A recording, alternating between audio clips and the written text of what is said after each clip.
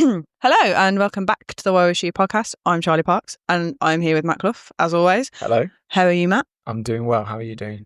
I'm great, thanks. Yeah. How did you enjoy yesterday in the old Barclays? I thoroughly enjoyed it. I think, had Brighton managed to hold on against Chelsea and West Ham hold on against Arsenal, we would be talking about an all-time weekend of the WSL. But even then, it was pretty entertaining. Yeah, I know. I had a funny feeling about that Brighton game. I don't know if I said it publicly on the podcast or whether I just said it to you. But yeah, I just had a funny feeling about that Brighton game. I had a feeling they had something up their sleeves. I mean, we saw, Brighton when they went to Kings Meadow. I believe they're at Kings Meadow, not Stamford Bridge. Yeah. We saw, when they went to Kings Meadow, they caused Chelsea a few issues with their press. And obviously, them having Frank Kirby back was massive. Absolutely, and, Madison Haley was brilliant and Paris was brilliant, etc. But anyway, we will probably get to Chelsea a bit later on in the episode. But I think, aside from the goings on the pitch, I think one of the main talking points from the weekend, which I don't know whether it was sort of on purpose, that it was sort of snuck in to the news like quite late on Sunday when everyone was sort of distracted. But I think obviously it was earlier on in the week. The WPLL, which is the Women's Professional Leagues Limited, is a very catchy name for the organisation. That's the organisation that sort of owns and operates the WSL and the Championship, in partnership with the clubs and the FA. That's correct, isn't it? I believe so. Formerly known as Newco, which was a horrible name, but was actually probably easier to remember than the WPLL. Yeah, formerly known as Waystar Newco. That is, if you are an OG listener of the podcast, that is a throwback. It is, to a very early yeah. episode Forgotten about when that. we compared Newco to Waystar Royco from Succession. Deep cuts. But yeah, so they earlier on in the week, several outlets were reporting that they were going to have this meeting on Sunday, which I've turned it into a conspiracy theory. But I suppose if they were having the meeting on Sunday, it makes sense that the news came out on Sunday. But they were having this meeting on Sunday to discuss some radical ideas to sort of shake up the league, I guess, or the particular, there's two leagues, the WSL and the Championship. I think it's already been semi-confirmed that they're going to rename the Championship back to the WSL2, which I think is what it used to be. Yeah, I think that was reported. Is it like a Coke and a new Coke situation? I think it was a done deal. Coke, not new Co. Yes. Sorry, do you know what I mean? Yeah. There was like a thing, was it in the 90s when they had new Coke and everyone hated it? So then they just rebranded it back to Coke. Everyone thinks it was a conspiracy theory to make people realise how much they loved the original Coke and then drive sales by going back to it. Yeah. Yes, this is how much you loved the WSL too. It's back, guys. Yeah. Sorry. In POG form.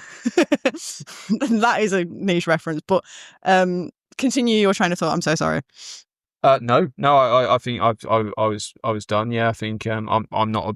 I think I just on a purely personal basis, I'm not wild about the WSL2 name. It sounds a bit, I don't know, because there's a Premier League 2 and it's all about the development leagues rather than but whatever. We're getting into the weeds of branding, aren't we? So one of these obviously proposals, these sort of changes that stood out was that they were proposing scrapping relegation from the WSL. And I think it's fair to say that everyone went a bit mad. But I think, we'll get into the weeds of this a little bit, but I think the key thing that I picked out from the initial reporting was that it was said that they were going to discuss bringing this in from the 26-27 season, that it would be scrapped initially. So it would be scrapped for a period of time while the league grew. So essentially, there would be no relegation for, I think they've since said they may reinstate relegation in the 30-31 season. Yeah. So I guess that's like 4 seasons of 4 seasons of no relegation. Of no relegation, and then adding a team each year from the Championship or the WSL 2. And then sorry, cat hair in my mouth. Remain professional. Then back in the room. So then, relegation would be, reinstated in 2030, 2031, 2030. And then I think, other things have been discussed, like more promotions spots, a playoff system, more relegation spots. And so this was midweek. It was like, well, this is this radical proposal. Everyone was like, thanks, I hate it. Then on Sunday, it came out that they'd had this meeting and everyone was like, right, okay, well, we're going to vote on this now. So I think they will vote on it at the end of this season. Yeah. So that's all 23 clubs in the WSL, and the Championship would have been 24. Name and shame on you, Reading, for stopping funding for your women's team.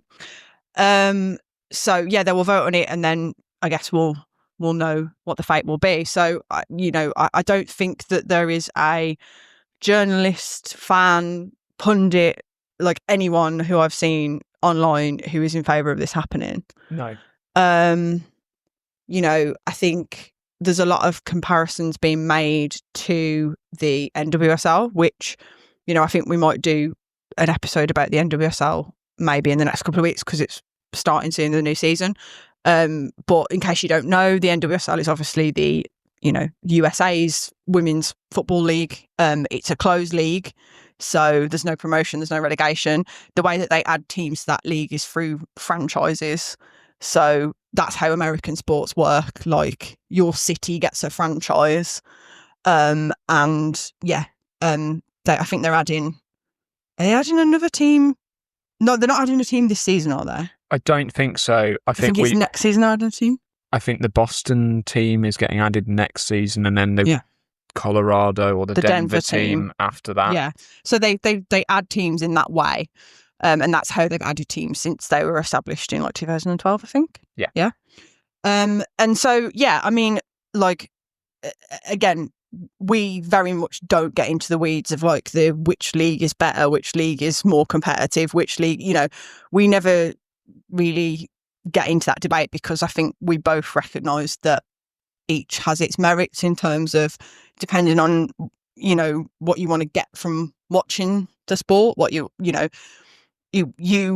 watch a lot of baseball, so you are very familiar with the closed league sort of system and the end season. That's right, isn't it? The post-season.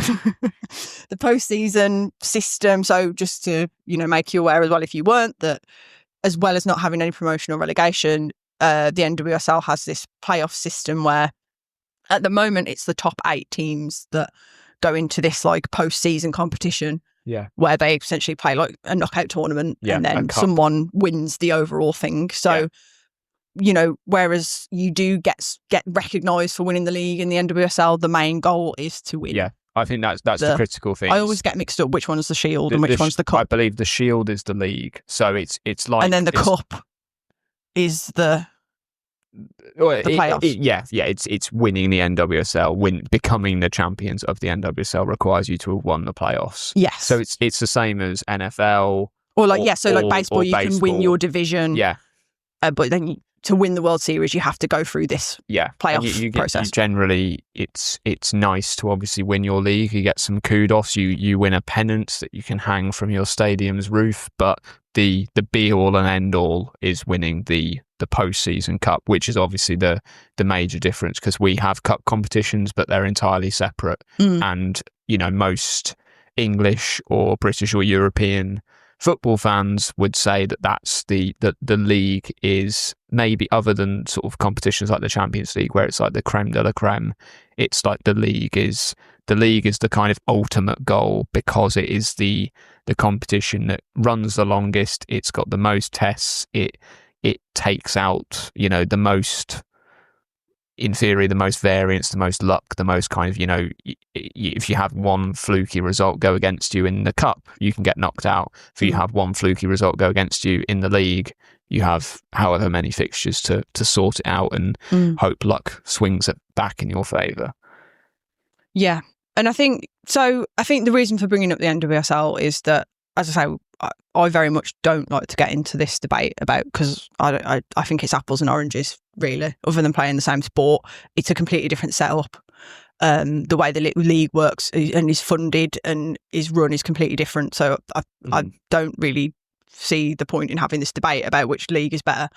But I think the reason why I brought that up is, I mean, everyone's comparing it because obviously that's the way that the NWSL works. And obviously European football is all promotion and relegation based, as far as I'm aware, unless there's some random, country in Europe somewhere that doesn't, like, that has a closed league. The Latvian second division is kind of, they only have the first two divisions and they just bounce between them. But I'm afraid, as far as I'm aware, promotion relegation everywhere.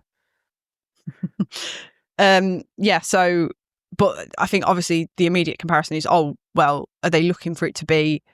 Are they looking at the NWSL as the blueprint because it's been, so successful as a sort of commercial enterprise, and because obviously one of its big selling points is that the parity, and that you get this playoff system, so it's not always the same.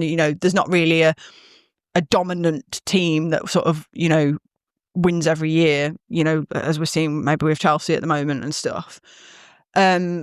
And then I've seen the main argument against that being like, well, the parity in the NWSL doesn't come from the lack of relegation; it comes from the playoff system, and then the fact that they have like salary caps. Yeah. So like no team can, obviously you can drop a record fee on a player, but you can't then, Yeah. And that was said a lot. You can't then, pay more than anyone else in the league, sort of thing, because there's a salary cap. So, and that was said a lot about Germa's decision to move to England, wasn't it? That just like that there was a sense that when she decided to leave San Diego, that basically no club in the NWSL could offer her a comparative package to what Chelsea or Lyon or any number of European clubs were able to offer her, basically. And people was, I think NWSL fans, American fans were saying it kind of felt like the leagues, it's as you say, there's benefits and cons to both types of systems. The benefit is, like you say, that there is that degree of parity kind of built in, and it stops kind of financial juggernauts kind of walking away with things. But equally, there are times when I think, a lot of American fans were, hoping that Germa would have stayed in the US, because as you'd expect, she's a great player. She's American. They want to see their kind of national team stars playing over there and helping make the league better. So it's kind of, swings and roundabouts, I think, in that regard. Yeah, for sure. But I think that if I'm going to play, so I want to make it clear at this point before everybody, brings their pitchforks and cancels me. I don't agree with this at all. I don't think we should scrap relegation, although I will be inclined to agree with one Villa fan that I saw comment online: you can scrap relegation for this season if you like, and then bring it back for next season. I'd be fine with that, just to make my weekends a little bit less stressful. But I think if I was going to play devil's advocate and I was going to try and see the perspective of WPLL or whoever, I don't know if it's necessary. I mean, obviously they must be looking at the NWSL as a model, for how to run a league. They must be, but also, again, it's never going to be exactly the same, because the NWSL teams aren't tied to men's teams in the same way that our teams are. We do have obviously some independent teams, London City Lionesses in the Championship. But yeah, for me, when I was trying to think about it critically, I was like, well, is this actually more? Would the idea be that actually it's like about getting the league to expand, but trying to stop or to mitigate this yo-yo effect of a championship team coming up and then just not quite having what it takes to compete in the league, which unfortunately we saw last season with Bristol, and to some extent we have seen with Crystal Palace. Is it to try and mitigate that let the league grow as we want it to, because I think it needs to, which we'll get to in a minute. Let the league grow organically, as it were, but sort of give those clubs that are coming up chance to invest, chance to find their feet, chance to stretch their legs a little bit of protection in the league, and then we open it up again once everyone's sort of settled and established. So, like I say, that's me playing devil's advocate a little bit. Like, you could say, well, how is that fair? Because like everyone who's in the league, when we cut it off, gets protected. Yeah, and then championship clubs will be knocking on the door thinking, why can't we get involved here, kind of thing. Well, yeah, but they'd still get, there would still be a chance for championship teams to get promoted. If it was just 1 up with no down versus if it was 2 up, or 3 up and 2 down or something like that, like that, if you were a good championship club in that situation, you'd be like, well, kind of as we're seeing right in the last couple of years in the championship, where it just has been so close. There's a bunch of teams, thinking, if we were up there, what would we be able to do differently? But no, I think you're spot on. I think that, when this was all being mooted on kind of last week, I saw a fan, I'm assuming an NWSL American fan on Reddit, sort of trying to argue for that closed league system and saying basically, if you're a club owner, or if you're an investor looking to invest in a club, why would you ever invest in a team when, in theory, next season, you could invest in Aston Villa or whatever. You could put in the money to invest in their women's team, and then next season they could get relegated, and the value of your investment, is down by 80% or something like that. And I think that is a valid viewpoint, absolutely. And there will be people out there who will think, I'm sort of, as we've kind of seen with some of the valuations of NWSL clubs, where, a new franchise gets awarded and there's investors and celebrities queuing up to invest in them. It is partly because they're thinking, if the league continues to grow at the rate it has, they're not going to be adding an expansion team every week. Will, this is an investment not only in women's sport and women's soccer, which is obviously massive and important and a passion project, but you can also say, this, if the trend continues, we're going to make money here on my investment. Whereas, there is always that risk in English football, which is why we love promotion and relegation. I'd say, on the flip side, what can happen in closed league situations, and this has happened in baseball. I don't know as much about NFL, but I'm sure it's happened there, where because it is a closed league system, there is no jeopardy, other than the league taking such a dim view of how you've run your team that they effectively take the franchise off you and say, we're moving it to Oklahoma or wherever they want to move a team to. It's like there is also that potential where, over here, if you don't put in the money, you don't invest, you don't take the time and attention the team deserves, you get relegated and you start dropping down divisions, and you start, losing money and losing players and, digging yourself into a hole, basically. Whereas obviously in a lot of US sport, and there are, as I say, there are examples out there, or even kind of historic examples where this sort of trend has led to entire leagues and sports kind of disintegrating because there's a big boom to start with lots of money going in, and then as soon as a few the interest kind of in the league dwindles. Not saying this is going to happen in the NWSL at all, but like that is the risk of where there's no jeopardy. You can end up with a few teams where the owners just lose interest, the money runs out for whatever reason, but because there's no promotion and relegation, you just end up with a couple of kind of effectively like dead spots where it's like, we know they're going to finish bottom because they have no money, they're not investing, but that's just the league. So again, swings and roundabouts. I'm just going to end everything I say on this, by the way, by swings and roundabouts. Yeah, and I think that's the sort of main thing that's being used to sort of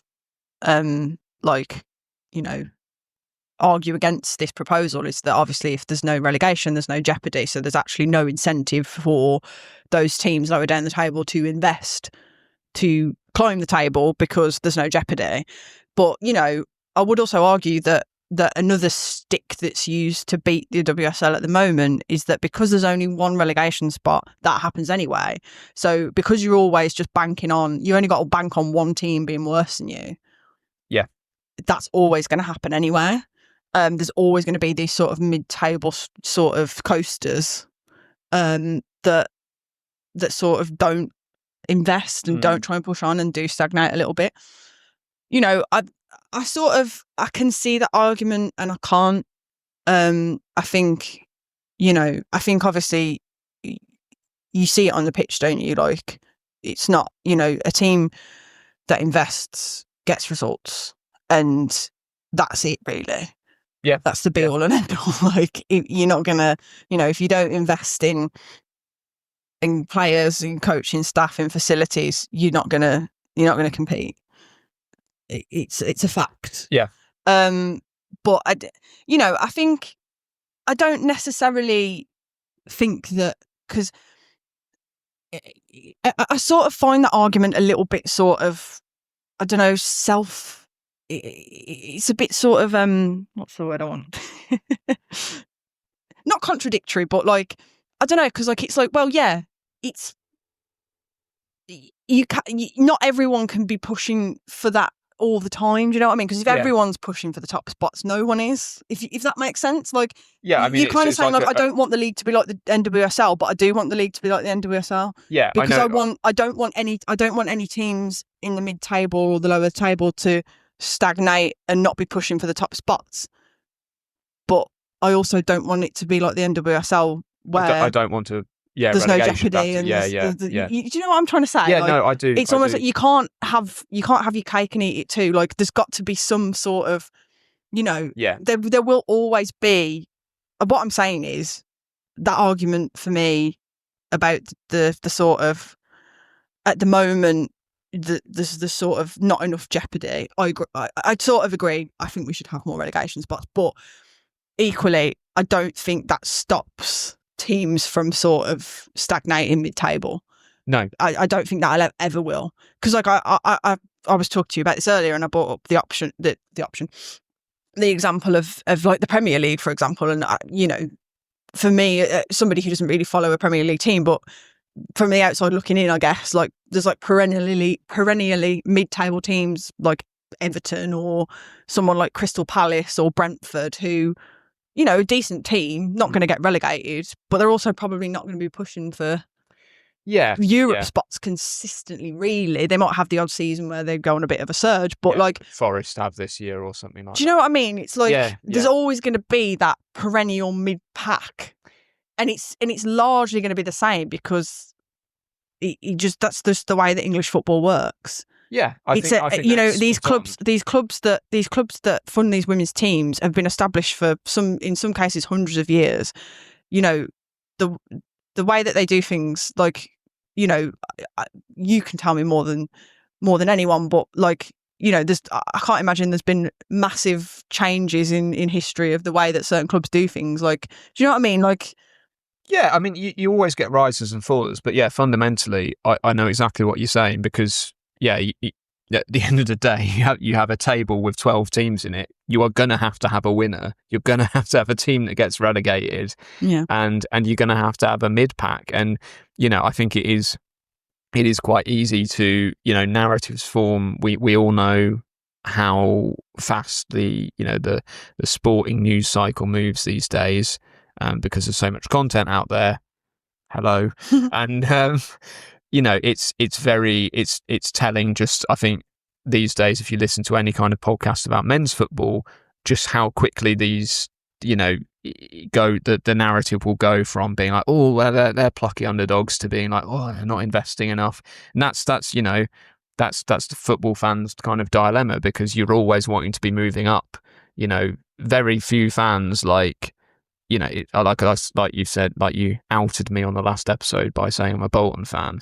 Like, we're in League One at the moment, which is the third tier for anyone who doesn't, want to dredge down those murky waters. But if we got into the Premier League, kind of as sort of Ipswich have done this season, you'd have a year or two of going, wow, this is amazing, and then the expectations would be like, well, we need to push on here. It's just one of those things. It's just that's kind of the way sport works. And I think it is also worth saying, just on that quickly on this kind of, it's the one relegation spot. It's just it's a graveyard. The Championship team comes up, they can't compete, they sit there, they go down.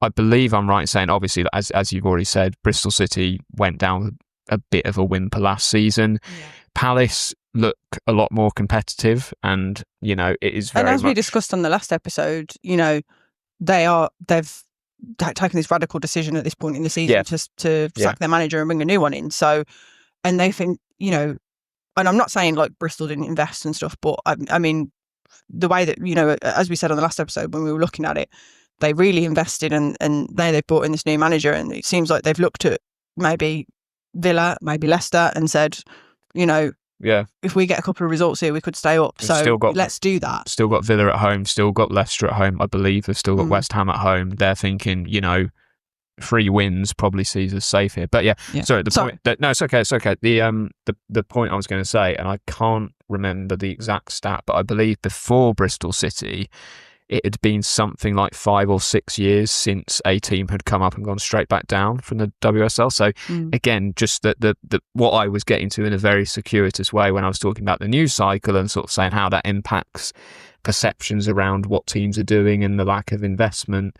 It also has impacted this idea that, Chelsea win every year, the Championship team comes up and gets relegated every year. What's the point? And it's like, well, okay, Chelsea do win every year, but equally, we were saying earlier, like there's definitely been a bit of a narrative around them sort of saying, they're running away with it. But you actually look at, they'll say, they're running away with it this season, and they've won, is it 4 in a row now? Yeah, but this is what I mean. Like, the Chelsea haven't won every year since time immemorial.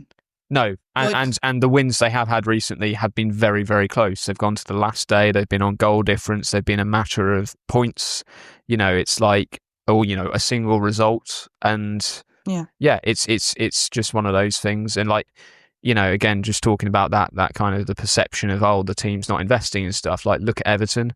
Like, I know they have just been taken over, but even look at West Ham. That's probably a better example actually, because the narrative around them has been for quite a while. Sort of circling the drain a little bit, getting by off.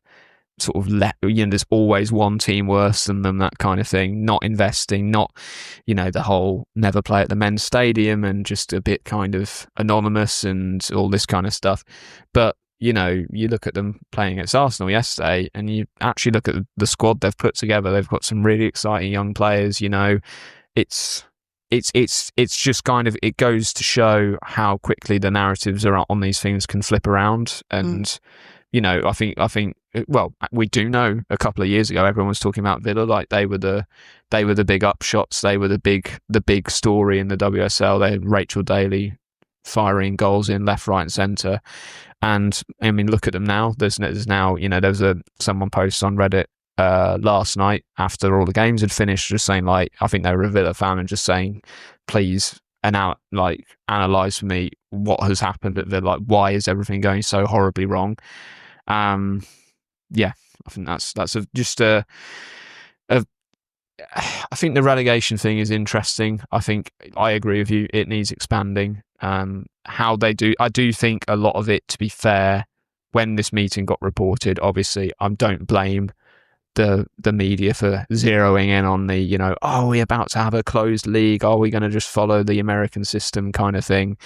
Because that was obviously the big headline, and it got people clicking and it got people talking. But as you say, when you actually read into what was being discussed, they're just floating ways of how can we expand the league? Is this a viable option? I think we're on the same page. I think we shouldn't have a system where, even if it's only for a couple of years, where there's no relegation, we should actually expand the number of teams coming up and kind of add a team by only subtracting like one fewer than the teams coming up kind of thing. Because that just, it keeps that jeopardy. It keeps that kind of... So you're proposing maybe switching to a model potentially temporarily where we have 2 come up and 1 go down? 2 up, 1 down. Maybe even 3 up, 2 down if that's too much. But I suppose then, I think you have to, but then I think you probably have to expand the Championship then as well. And then but I think just getting onto what I think would probably make more of a difference than getting rid of relegation completely. I think I completely agree. I would really like to see the WSL expanded. I think, I think we need more leagues. We need more games up and down the league because, I think, I've heard players speak about this, that they actually especially if they're a mid to lower table WSL team that's not necessarily in 5,000 competitions like Chelsea and City are at the moment.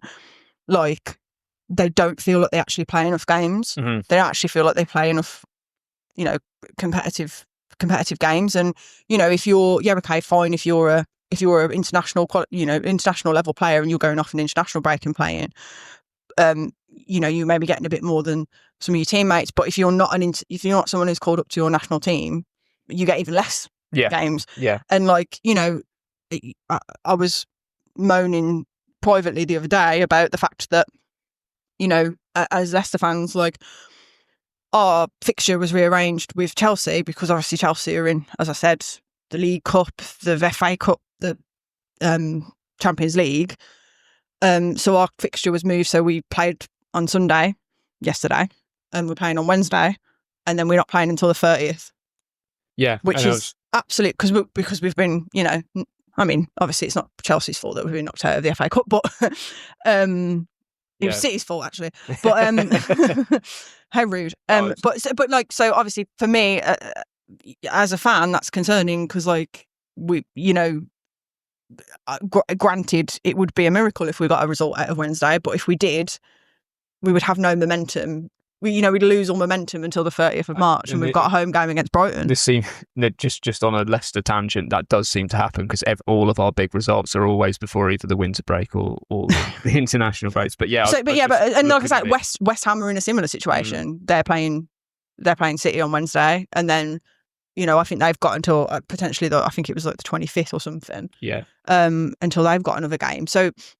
I think there needs to be more games, and I think as well, I'll get onto fixture congestion in a minute. And I know I say mad because I'm saying we need more games, and how is how is that going to help fixture congestion? But I just think I will get onto this in a minute, and you'll see why I'm weaving this narrative together in a very professional and fashion. But I think the sort of timing of the League Cup and the FA Cup and the Champions League, I don't know if it was like this last season. I think it was. Yeah, it is. But it just feels mad. Why are all of the Champions League quarterfinals? Is quarterfinals right? Semi-finals. I think quarterfinals, semi-finals. Help me. It's not the semi-finals yet. It's quarterfinals. Yeah. Why is all that happening at the same time as the League Cup, the FA Cup, and it all feels like it's happening this month? And it's all between Chelsea and City. And it's all between Chelsea, which I will get there in a minute. But this is what I mean. I know that's UEFA and that's not the league and whatever, but it just feels mad that it's all concentrated, and maybe we need to get rid of the winter break as well. Is that? I feel like was that a hangover from the men's game, and they don't have a winter break, so it's or is it just literally because we don't have as many fixtures? Or I do wonder. To be honest, hold my hands up. I don't know. Obviously, there isn't a winter break. I know that it used to be a summer. Yes. It used to be a summer. Yeah, summer league. Summer league, didn't it? Yeah. And that was I think that was to try and capitalise on there was no men's football, so I think I don't know if it's a sort of hangover-ish from that, or if it's just. I don't know if it's just or just kind of copying the sort of, because obviously this happens in the men's game as well. You have the League Cup. I think sorry, I was rambling there, but I think what I'm trying to get at, because I feel like it didn't make sense, is that are they basically saying obviously the winter period is such a mega time in the men's game. Yeah. Obviously Boxing Day fixtures is massive. Yeah. Is it well, we're not going to try and compete with that sort of thing. We'll sort of just use that time to. Yeah, and I think that is probably quite sensible. Yeah. I don't mind that, but I do agree. I feel like they could, whether it's move it so the League Cup finishes before the winter break or something like that, because right now it mirrors exactly what the men's League Cup does, where you have the sort of early stages kind of throughout the early stage of the season, but then you do have the final rounds and the final, obviously, into this mad period where there's just games happening left, right, and centre. That's one thing that I think would be a massive help is just, I don't know, looking at the scheduling somehow and I mean, I think going back to the number of games and stuff, I felt like, I think I said to you a couple of weeks ago, like, I don't know, I'm just a bit more aware of what's going on in like the Premier League, for example, this season. I'm just following it a little bit more.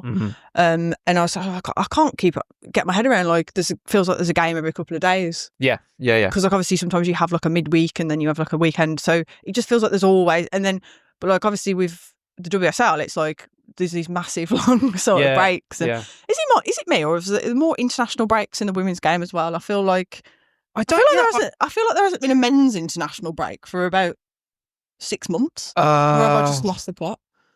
No, I know typically in the men's calendar, I do think there's like 2 quite close together, and then I think there is quite a long break. Like it's not 6 months, but it's something like I don't know off the top of my head, but maybe that's like I'm just spitballing here. Maybe that's like a hangover of like international football being slightly more popular in the women's game, sort of thing, and they felt like that. Then you spread it out a bit more. I don't know, spitballing, whatever.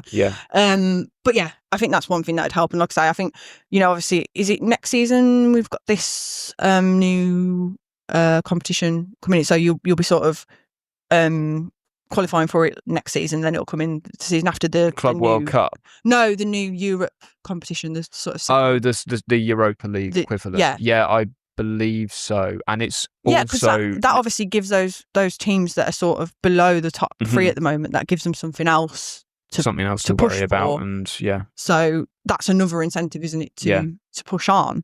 I mean, the Champions League is also, we should say, expanding their format next season, so that will now mirror the men's. Yes, that's a league format, isn't it? Yeah. Yes. So I guess will the whole qualification process change now, or? To be honest, again, I don't know. I'm sorry, I'm asking you it's okay. Things that you don't know. I assume it will mirror the men's in that there'll be a couple of extra games in the what is now the group stage. Yeah.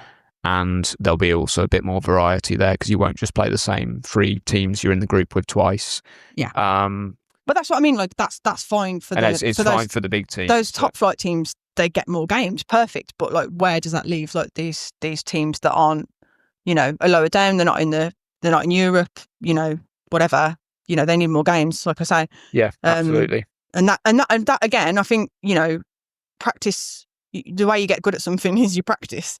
So like investment is one side, but it's like reps in it. The more competitive games you play, the better you're going to get at competing. Yeah, so like, and also if you're having, I genuinely think that would help with competition. If teams had more games, more competitive games, they would be more competitive, because it's like I say, it's reps, it's practice. Yeah, and just speaking from an entirely biased Leicester perspective, but I think this also goes for Everton and teams like that. We made our moves in the January window. In our case, we've obviously got a lot of players coming back, got a new manager who we're getting more and more used to. Now is the time. I know, obviously, on the flip side, you've got the bigger teams getting more tired and tired and tired because they're playing in more and more competitions. But for us, you kind of, we want the games to be coming thick and fast at this point. You don't want, as you say, I've just looked it up, and I think after the Chelsea game on Wednesday, we play 2 games between now and the 20th of October, and today is the 3rd of March, which obviously is just kind of, not great. 2 games between now and the 20th of October? April. I mean, who knows? That was, I was like, I'm sorry. There's another pandemic coming, guys. You heard it here first. Have we been cancelled for some reason? Sorry. But, so the 20th of April. So that, basically 2 games in 6 weeks in the middle of the season. Yeah. And, I'm sure there will be some people listening to this, fans of bigger clubs, particularly like, if you're a fan of Chelsea, if you want to play more games, get further in the cup competitions, but which we did, we tried last season, but it's just tough. Mm-hmm. But in summary, I think let's round this off before we go off onto another tangent about the Champions League or men's football or whatever else I was talking about. But I think in summary, I think it's, getting rid of relegation is not the answer. I think for me, I'd like to see more teams in the WSL, more games, more relegation spots, and then more promotion spots from the Championship. More of everything, basically. Just more football, please. Yeah. More football. Yeah. That's personally what I'd like to see. And I don't know, something tells me that something tells me that I can't see the clubs voting for relegation being scrapped, because it's just so, it's just like, English football is English football, and that's how it's worked forever. Yeah. It's had this pyramid, promotion, relegation.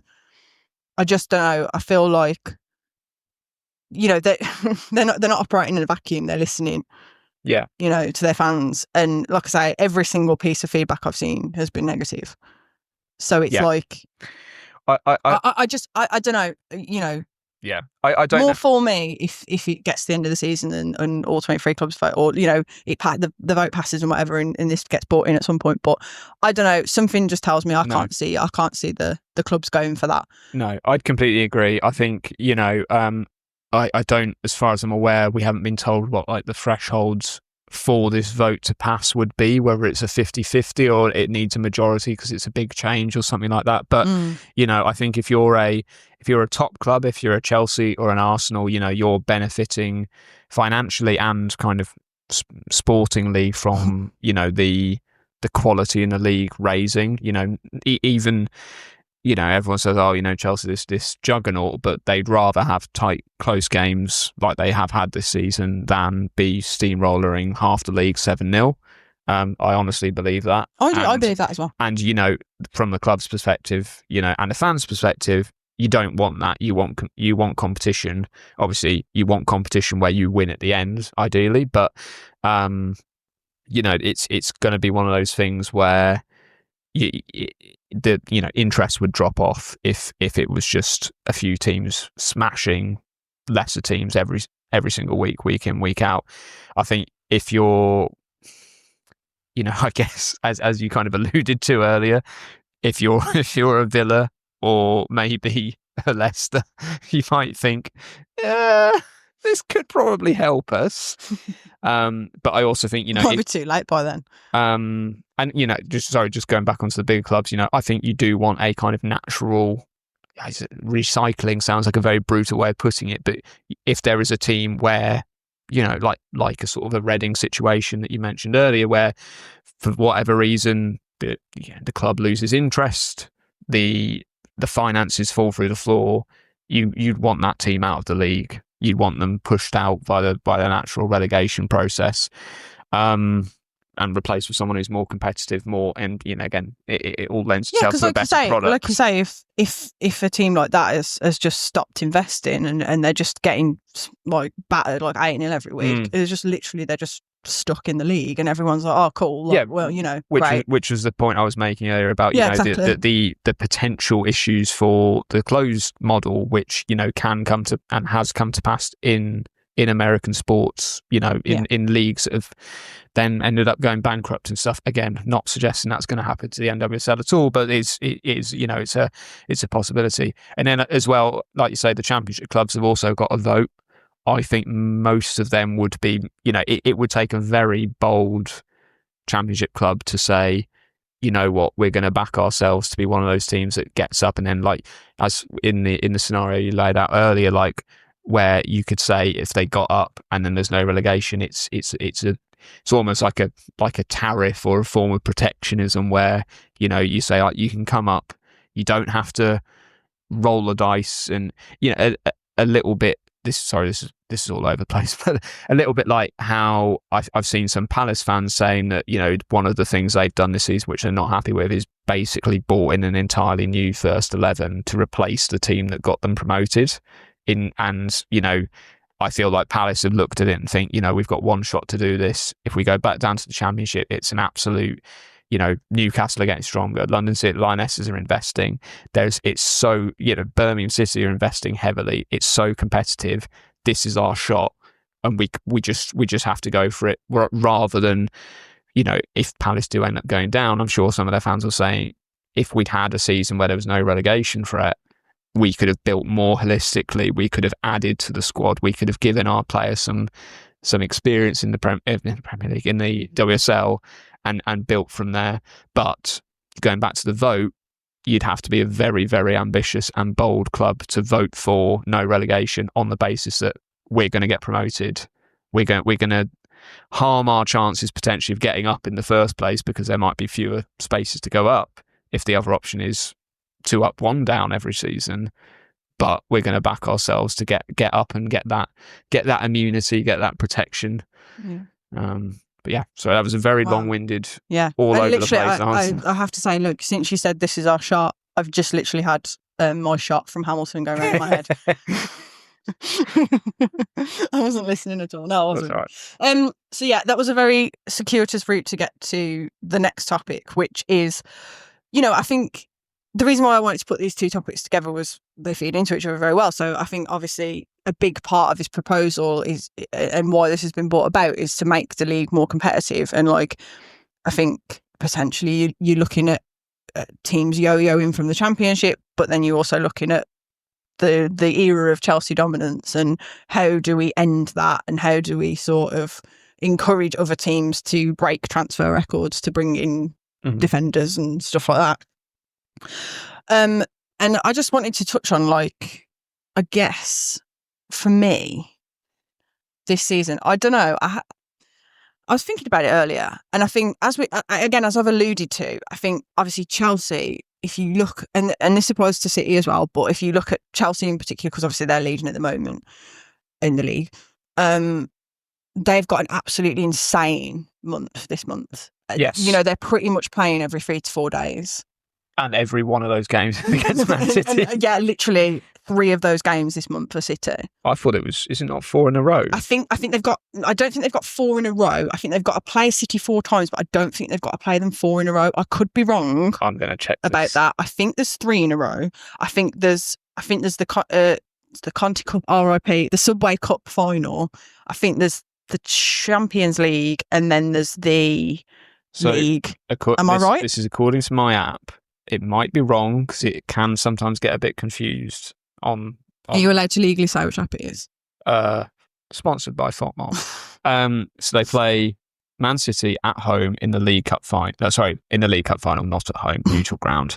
4 days later, they play away Man City in the Champions League. Yeah. 4 days later, they play away Man City in the league. 4 days later, they play Man City at home in the Champions League. So they play back to back to back. Okay, fine. Hold my hands up. They're playing them 4 times in a row. But anyway, they're going to be sick of the sight of them. But, you know, removing the fact that they have to play City 4 times, which feels quite ludicrous, you know, that is a very, and as I said earlier about the fixture congestion, I think the fixture congestion is more about the congestion than it is about the number of fixtures, if that makes sense. If they were sort of better, you know, spread out, then it wouldn't be as much of an issue. It's concentrated in this period of time. I think, this is going to be, and like we've said all season, I mean, it started to peter out after about game week 8, and we were like, well, they're just going to fucking win every game, aren't they? But yeah, it's like, have they been tested yet? But I think this is the real test of the metal of gauntlet of Bompastor's Chelsea. This will be, you know, the proof of the pudding is in the eating, will be this period of time. Because how many metaphors, tortured metaphors can I get in? But yeah, because I think, like, obviously this is where their ridiculous squad depth comes in. But, you know, looking at the game yesterday, there were some very, very tired legs and very tired brains out there, I think, from the international break. Yes. And, you know, without getting into the weeds of it too much, I think she tried to change the system. It didn't work particularly well. We knew Brighton had caused some problems before, and I think that just created a perfect storm, and Brighton took the opportunity and ran with it. But Chelsea being Chelsea obviously got back into the game. like I say, they were never really out of the game. It was never, No, but compared to the levels we've seen and the narrative that they've not lost, they've only dropped points or failed to win one game. It looked quite shaky. I feel like they haven't gone behind after going ahead, if that makes sense. I can't think of a time when they've done that this season. Relinquished the lead, yeah. No, yeah. I don't think so. That was a bit of a watershed moment. We have to take these things that we can get with Chelsea, don't we? So there was, but I just think, like, for me, that was sort of like a little chink of light of like, the door has been left ajar. The door has been left ajar to Sonia's villa brain. Like, could this be actually where we start to see the cracks appearing? And I mean, if you're a Chelsea fan listening to this, I'm not saying I want you to, but obviously, for the good of the league, for the good of the neutral, for the good of humanity, want it to be exciting. We need you to be defeated. We want it to be exciting. We want to see you challenged. We want to see you pushed to the very last day. As I'm sure most Chelsea fans do. No one wants to be steamrolling the leagues and winning the quadruple and undefeated. And as I say, it's well known, isn't it? Sonia Bonpastor is the only person to have won the Champions League as a player and a manager. Right, in the women's game, certainly. I don't know if it just like, in the history of the universe, she's the only person. Put me on the spot there. Oh, come on, yeah. This is your men's football knowledge. Zidane pops to mind. He's certainly won it as a manager. Well, he feels like he should have won it as a player, but now I'm saying that. Don't worry. Okay, we're going to be here a long time. Anyway, yeah, Bonpastor in the women's game, we know of, is the only player to win as a manager and a player. So anyway, she's been brought into Chelsea to win the Champions League. They know they can win the league. They know they can win the FA Cup. They know they can win the League Cup. Would they want to win the quadruple? Almost certainly. But I think if you were to sort of ask that Chelsea team or ask the Chelsea board or whoever, would you rather take, the league, the cup and the cups this season, or would you rather have the Champions League? They'd have the Champions League because it's the one that haven't won. Yeah. So I mean, technically, they'd never won the Subway Cup, and that'll be a real. Maybe I'm wrong. Maybe that's a trophy. I was about to say they're going to put everything into the Champions League, but maybe they're going to put everything into the Subway Cup. I mean, that's the narrative I'd like to see. Is they win that. Sonia just retires straight after while eating a foot long. It's just like, this is all I've ever wanted. I've finished win football. The prestigious Subway Cup. I was about to ask what Subway do you think Sonia Bonpastor would order, but I'm not up to date with the Subway menu, and B, I know you've got an agenda, so we'll stick to that. Yeah, please don't put me on another tangent. We've already been on several tangents in this episode, but yeah, so I just think there is, like I say, there's a window of opportunity here. And I think sort of peeping through that window of opportunity is a little known club called Manchester United. So I don't know, man. There's something about them. The sneaky little fuckers. They've crept up on us all, haven't they, really? Like, everyone's been saying, like, oh, what's going on with City? What's going on with Arsenal? What's going on with Chelsea? And United are just like, hello, we're second. Did anyone know that we're second? And I don't know. I think part of me, like I've written down in my notes, I think that has helped United this season to like not be in the spotlight. I think they sort of had a lot of attention and a lot of pressure on them last season because of how they performed the season before. And I think various factors were at play, but I don't think that pressure helped. I don't think that spotlight on them helped. Like this season, they've just been able to sort of quietly go about their business without really anyone paying that much. I say paying that much attention to them, but you know what I mean? Like they never pegged them really as title challengers. None of us really pegged them as title challengers at the start of the season. We all saw what was going on there in the summer. Yeah, and thought, the narrative after last year. They're going to go down even further in the table, and here they are. And I think, like I say, they've just quietly gone about their business. Some of the results they've got, like they absolutely, I mean, I know it was a bit of a basketball game-ish in the end, but they smashed City at the Emirates, at the Etihad, didn't they? Yeah, they did. And then the only team that they've, and I think this, this is going under the radar a little bit in Chelsea's unbeaten run. The only team that they've lost to in the league is Chelsea. Yeah, so it's a result that's aging better and better as each week goes by. Exactly, and like I say, it was a close game. It was a penalty that won it. But and I think I said, I was reflecting on this earlier as well, and I feel like obviously a lot of the narrative at the start of the season, like I say, it was petered out because we all got sick of saying it, was that Chelsea haven't looked very convincing yet. But I feel like United have done exactly the same thing. I feel like they've ground out results even when they haven't looked particularly convincing. Yeah. And I think they've had a couple of disappointing ones, like the 0-0 with Aston Villa. I think that was a bit disappointing. But equally, like I say, Chelsea have had disappointing results by their current form. Yeah. Drawing with Leicester, drawing with Brighton. Like, really, it sounds ridiculous to say that's disappointing, but when you're literally beating everyone in all competitions, you've got to look at 2 draws there and be like, to teams lower down in the table, when you've beaten the teams around you, City, Arsenal, United, and be like, how did we draw those games? Yeah. Like, so, but I don't know.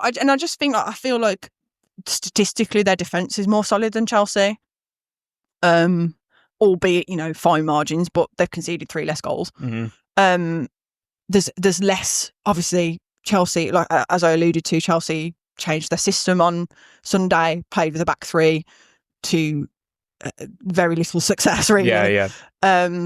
And they've, obviously they've got Germa in there now. She's adapting to a new team, a new league, and a new system, which all of the Chelsea players appeared to be trying to adapt to. Well, we should say as well, we think they've got Germa, but she obviously, she'd been nursing an injury up until now. Obviously had to go off with an injury. That's assuming they do have Germa. If you're assuming everything's fine and it was a precaution and she just felt something and, she might be rested against us at their peril. But, you from their perspective, from a Chelsea perspective, they would hope to be having her back at least in the Champions League or whatever. Well, yeah, it'd be a bit of a blow if she's not back. It really would. But that United defence is settled. Yeah, I know.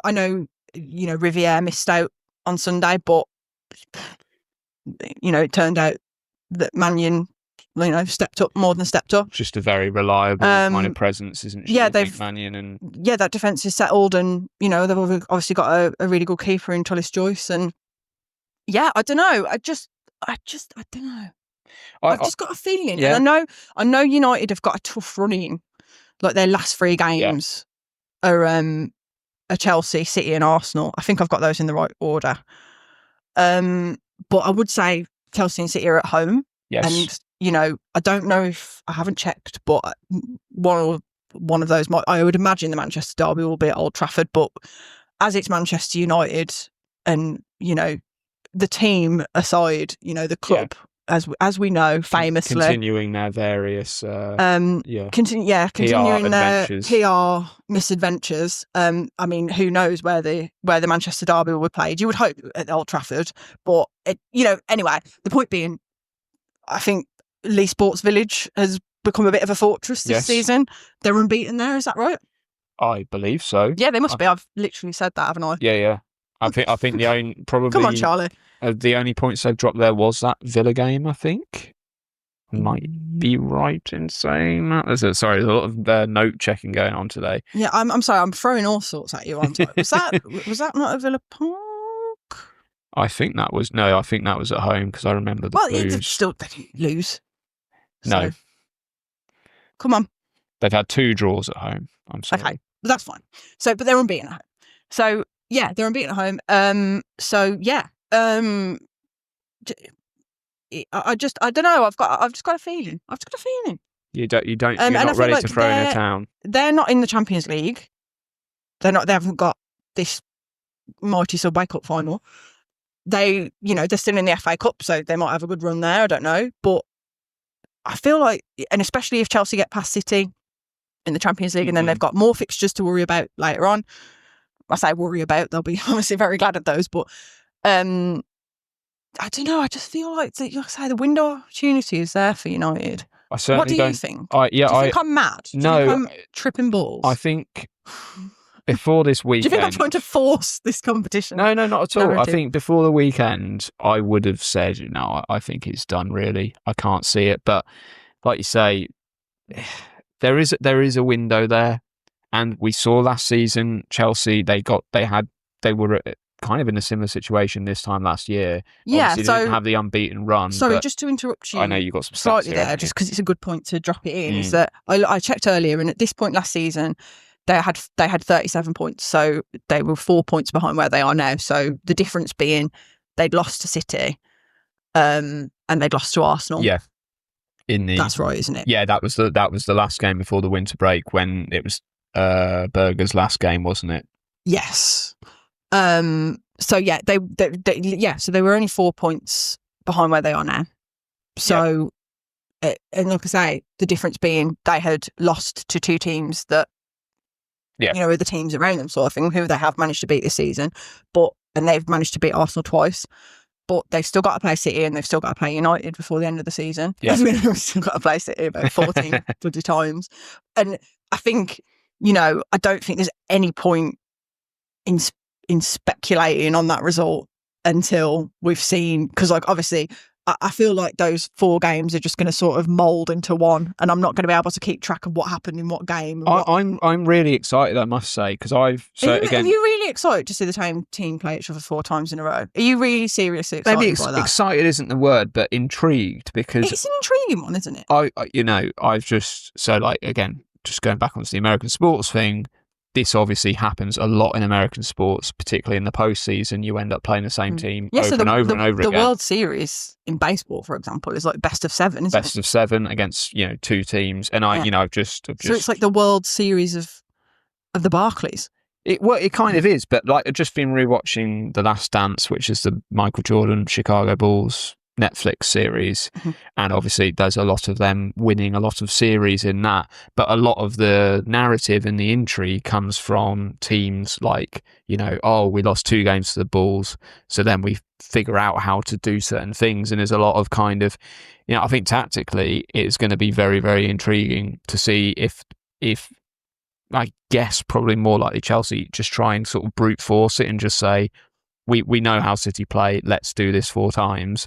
Or if there is a bit of cat and mouse, and, I know we've sort of talked about Gareth Taylor in the past sort of not being the most flexible or kind of inventive manager when it comes to coming up with new systems. But yeah, I think it will be intriguing to just see how the games play out. What if there's a bit of kind of, gamesmanship and brinkmanship, I should say, in terms of the player selections? Is there going to be one game where everyone kind of, I guess it would probably be the league game where players get rested, because I think City would probably be looking at it thinking, well, the league's gone, so we just need let's focus on the Champions League. I can see it being quite interesting. But yeah, just going back to what I was saying before, but regarding where they were in terms of like the points and stuff, obviously we were in quite a similar spot with Chelsea this time last season when the whispers, obviously I think at this point we knew Hayes was leaving. The whispers were starting that, okay, Champions League is the goal, but imagine if she could pull off a quadruple or a treble in her last season.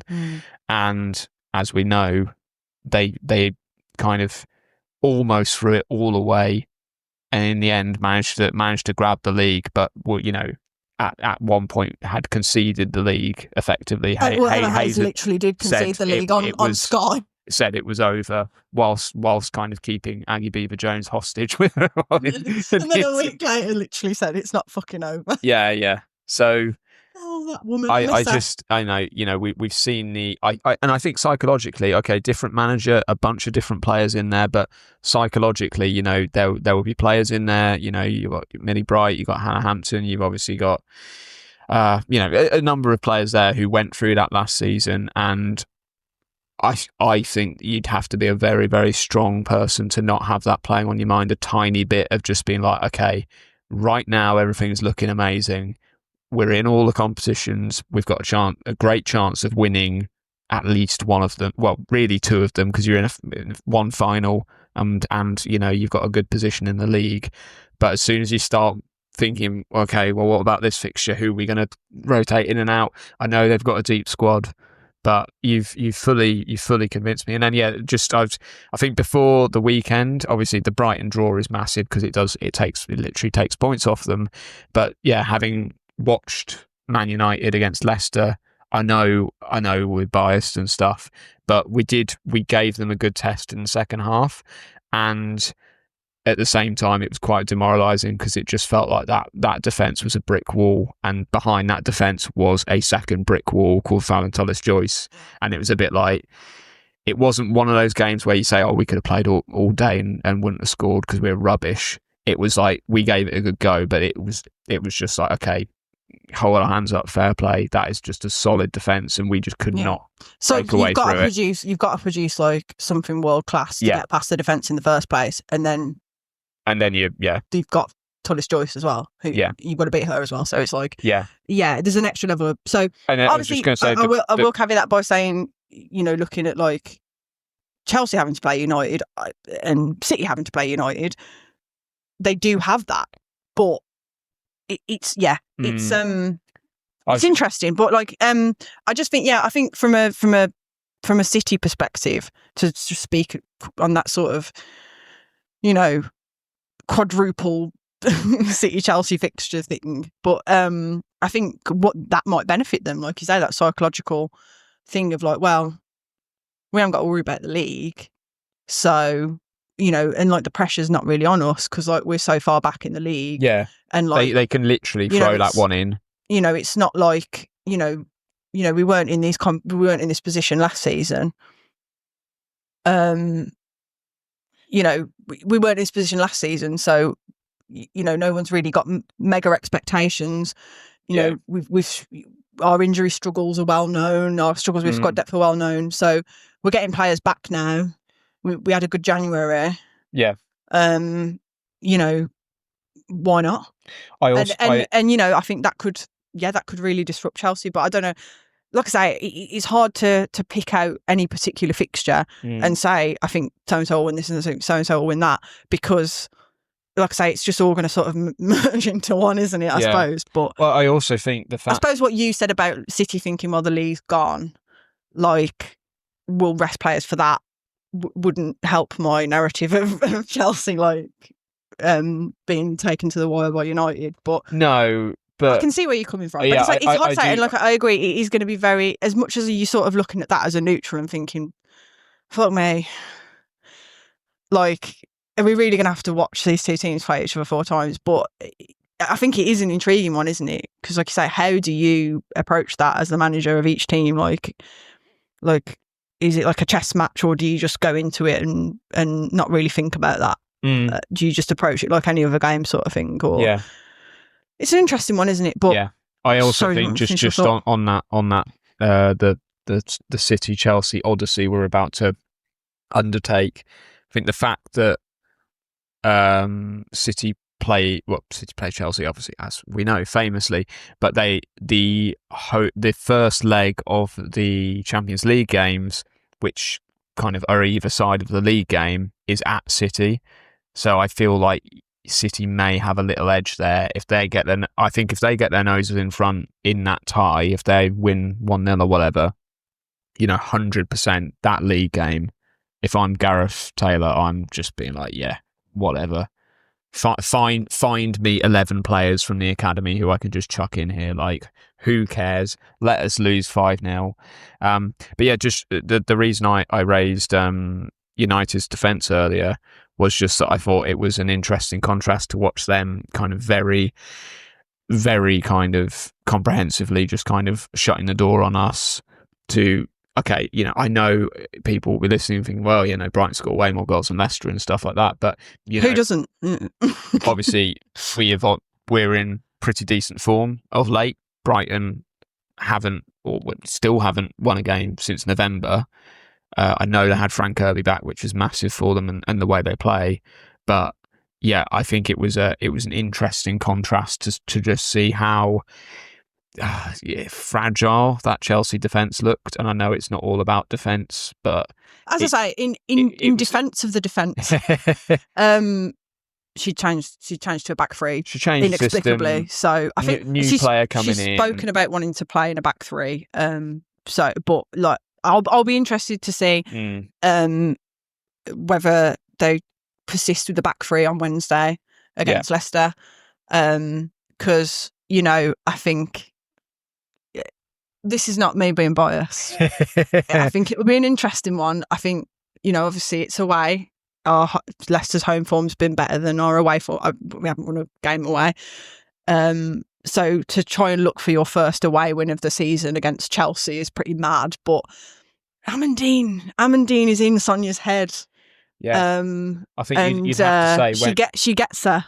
When we drew with them, no one would have seen that coming because we were in really dire straits. Yeah, we were in the pits. Yeah. So yeah, I'm just like I say, I'm not putting a flag in the sand here and saying we're going to beat Chelsea. I'm just saying it might. I am. It's I think it's going to be an interesting one to see how both teams approach that game and how they set up. And like I say, I'm mainly, I'm intrigued to see. I mean, I probably won't be able to digest it at the time because I'll probably just be going like this. But I'll be intrigued to see whether she persists with that back three. Or whether she sort of whether she's like that was an experiment that did not work. And I'll be intrigued to see how much she rotates, because obviously, for us, we might as well, for Leicester, we might as well go strongest first 11 we haven't got to play again till the 30th. We might as well rinse our best 11 and then rest everyone for that period of time, whereas she's got to be thinking several fixtures ahead here in terms of rotating the team. So it'll be intriguing anyway to see. For Chelsea fans, that's probably just like another fixture, But for us, this is everything. This is all we're clinging on to. Amandine versus Sonia, round 2. Listen, Brighton have already taken the bragging rights away from the only ones to take points off Chelsea this season. So we've got to cling on to something. I suspect that they're probably going to be fine, and we're probably not going to be able to take it to them at home, but we'll see. Like I say, I just think it'll be intriguing just because of Amandine and her history and how she just seems to get Sonia. And I think she's like sort of, I don't know, she said something, didn't she, in a press conference? She did. After the game yesterday, where she's like, it's a difficult game, but what was it? We've got something along the lines of we've got some ideas. And she said something like that before the home game. She said, we've got some strange ideas that we're going to try or something. Well, again, not making this Leicester cast, but if you recall, when she'd only just joined us and she did an interview, I think before we even played in pre-season, someone asked her about Sonia and obviously knowing her, and because obviously there's a lot of hype around Bonpastor and her being new to the league. And Amandine said something, quite a sort of a wry remark about how, Sonia's afraid of her, not the other way around kind of thing. But, Amandine gonna Amandine, and we'll see. Yeah. We will see. Stranger things have happened. Stranger things have happened. My gut tells me strange things aren't going to happen, but who can say? But as I say, my reason for bringing that up is I just think it will be intriguing to see how, in this short period of time, Chelsea come back from that frustrating result for them, really, and frustrating performance, I think, and see whether they sort of change things up or persist or because she's going to have to rotate surely, but I'm just intrigued to see what happens. And I would be intrigued if it wasn't Leicester. Yes, absolutely. So it's not just our Leicester bias saying, "Oh, this could be an interesting game." I think that would be an interesting game. So yeah, and obviously keep an eye out. It's on Sky, so you can. The only other time Chelsea, you can enjoy it in full HD without having to worry about the YouTube feed. So yeah, the only other time Chelsea have dropped points, certainly, in the league. They then had the winter break, so they had a full time to reset. I think they did play. I think I'm right in saying they played a Champions League game after that, didn't they? So that kind of spoils what I was just saying there. But you know what I mean? It's obviously it will have knocked the confidence a little bit. You know, they're all very seasoned professionals. I'm sure they'll bounce back, but it's a quick turnaround. They've got this cloud of all these fixtures coming up, hanging over them. Maybe a touch of complacency. I'm sure Bonpastor will be telling them, remember what happened last time. They took points off you. But, you know, again, if you're one of these Chelsea players, like you say, it's all about the Champions League, really, isn't it? That's the goal. Everything else is secondary. And, well, no, I was going to say no offence to Leicester, but we're Leicester fans, so I can't really do that. But, you know, we're probably certainly the lesser of their major concerns right now, even though we are the next fixture. So I hope we can ride on that, and you know, if we win, even if we draw, expect a pod on Thursday. It's just been like, we told you. Well, Charlie told you and convinced me, and now we're right. I didn't convince you that we were going to beat them. I just said the general. I meant in terms of we told you in that the league's not done. Chelsea might not be the juggernaut that everyone's kind of billing them to be. Actually, on the subject of Chelsea, I want to put something on the record. I thought you might be doing this. Before it gets announced or something, like reported or something, I want to say that this is my prediction, so I have it on record before it actually happens, whether it does happen or not. I think obviously it was announced. Was it just before the game? Was it Saturday? Was it? I think it was Saturday that Becky Spencer has gone on loan to Chelsea. Yes. For the rest of the season, I think it's like an emergency loan. Because obviously, Musovic has announced that she's pregnant, so obviously she's out for the rest of the season. And then I think, unfortunately, the keeper that they bought in January, she's Dutch, right? Yes. She's unfortunately got an injury and is out as well. So obviously that would leave, like, you know, pretty much Hannah Hampton and then like a sort of, you know, keeper that's, I don't think ever played in the WSL.